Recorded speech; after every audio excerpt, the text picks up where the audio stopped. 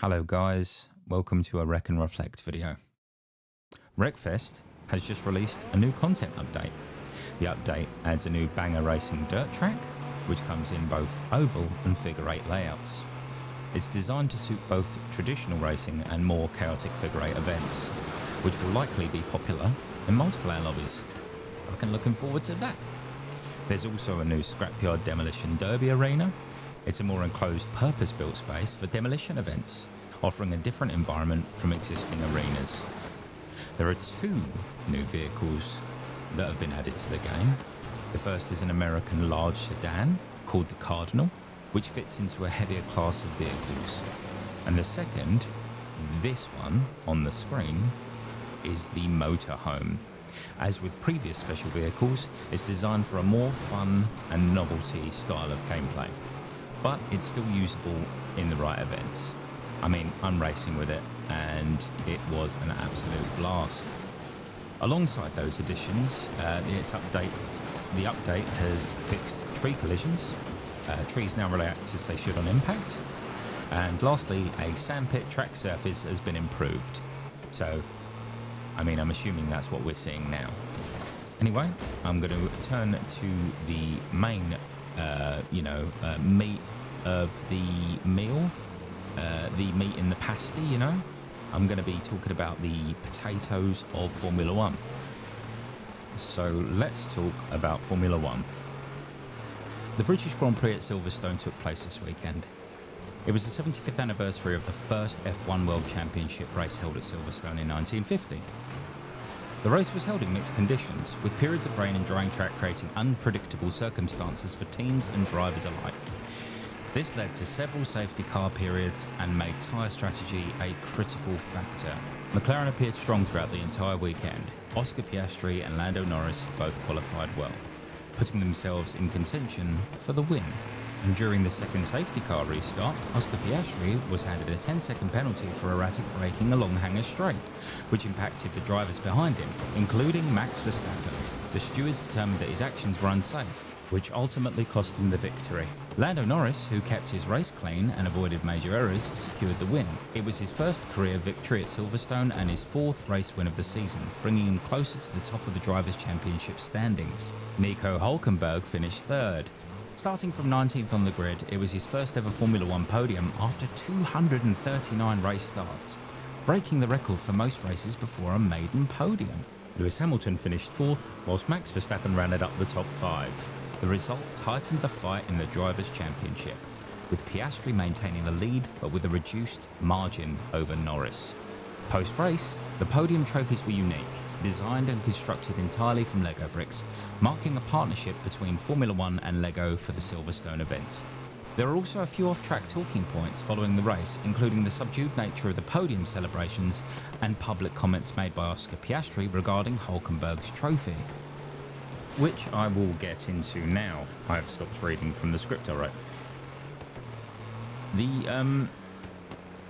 There are a couple of things I've seen online. I've been looking at the Reddit and thinking about all of the memes I've seen about Nico winning and about the McLaren boys not really giving him the time of day that he deserved, especially on the podium. There's also been a picture of Lando spraying him with the champagne, which just looked like they both walked away from him.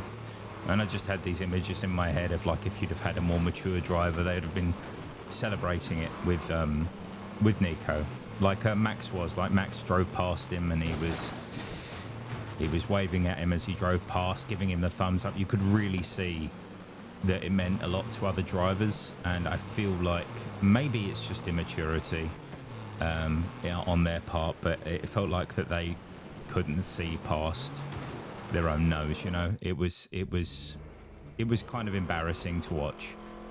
Which is I think part of the coverage, really. You get those feelings.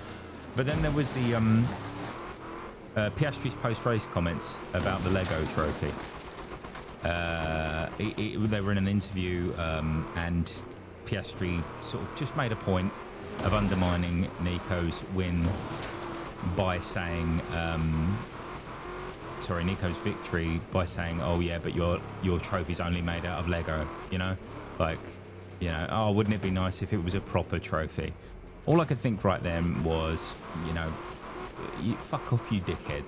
Really, like, you just because you're pissed off about your shitty mistakes which you paid for. It was just a bit bitter.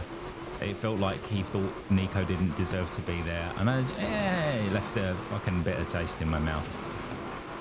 So I also offer that because it just annoys me the more I think about it. I had this. And tell me if anyone else felt like this, but I had this weird gut feeling that Hamilton didn't try as hard as he could in those last 5 laps. It was almost like he was like, you know, go on, Hulk, you got this. I've had enough podiums. You need this one. Yeah, it just felt really positive to see Hulkenberg at the top.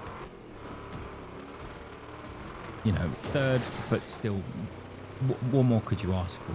You know, in that race with those competitive drivers, I just think it was a fantastic race overall, and it sort of spoiled it for me with their behaviour. I'm really glad that Lando got his first Silverstone win. I think that's great for him. Even though he's not been my favourite driver, I think he deserved it. I think he definitely deserved it more than Piastri, and Piastri is just sort of, I'm seeing him in a new light now. Before I used to think he was like, you know, cool, calm and collected. And now I sort of see it as, this is going to sound a bit harsh, but it's almost like there's a lack of intelligence there, or emotional maturity, maybe even emotional intelligence. And yeah, he just is. I've got a completely different vibe with him now. It was just an unpredictable race. I know. I think it was the last race before this was it Canada, when George broke and made Verstappen, forced him past him. I mean, those are the sort of childish moves that you watch and you go, okay, I get it. You're competitive, you're racing, but you just look like a massive dickhead. And I know Max historically has been a massive dickhead himself, but yeah, I think it was another meme. It said it's like my haters, and I need new haters because my haters are becoming my fans, and I had a picture of Max in the background. And I guess, like, you know, after what happened with Lewis, there's always drama, there's always those things, but it is something I follow quite tightly, and I guess it's you can never know what these drivers are feeling like or how they're going to react in the moment. But that was a really intentionally dirty move by Piastri. And what did they say? He went from 240 kilometers an hour to 50. I mean, what? Like, there was no need for that. There's no need for that. You could have slowed slower. You could have brought the race to a stop. I know his tactic was probably to make Verstappen spin out, but if you can't win by being a decent driver, you shouldn't be up there. And I'm glad that he's probably going to be losing a lot of places. Right now I am anyway. I mean, it's an emotional moment, I guess, in that sense. But what are you going to do? So what did you guys think of the race? Silverstone, one of the best tracks, or just one of the best places to race? I'm never too sure. I love it because it's, you know, my home track and my home GP, but I love Canada. I absolutely love Canada. Monaco's always good to watch, but it's also just it's a shit show as well. I guess that's half of it. You are literally watching, quite like this game, car crashes, and you are enjoying every second of it. I was surprised by the performance of Mercedes as well. George seemed to be at the back. I think it was a set of bad tyre choices, wasn't it, for them? Oh, actually, also, last night I watched the Damon Hill movie. One thing that I can honestly say that I haven't watched is the Senna movie, and that's going to be next on my list, because I watched the Hill movie last night, and it was really, really kind of a beautiful movie. Seeing Damon talk about his father, Graham Hill, the crash, when Damon learnt about it, the support of Damon's wife, the wins against Schumacher, you really see the aggression of Schumacher in that movie, and I'm not sure if it's overly framed. I do remember watching Schumacher growing up, and I do remember him being it was almost a cartoon villain. You know, like, I think it was just sort of like, you know, being English, you see a German that's sort of super snide and winning. It felt like almost like one of those I don't know, those 80s American movies where, you know, the bad guy wins. He was really framed to be the bad guy, but he also did some really awful things.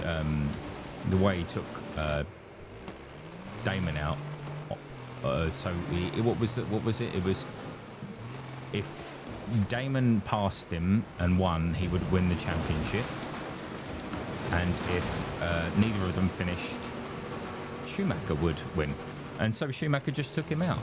It was just an absolute, you know, I can imagine people were screaming at their TVs back then, just sort of like when Max took Lewis and took the 8th from Lewis.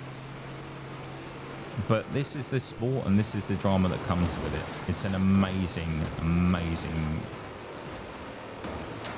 sport, and I love it. I think Formula One, aside from rally, when it's incredible, it's probably my favourite. But it's not my favourite racing game. Wreckfest takes that victory right now. It's a shame you can't race in Euro Truck Simulator. Well, you probably can, but you shouldn't, as it's a simulator.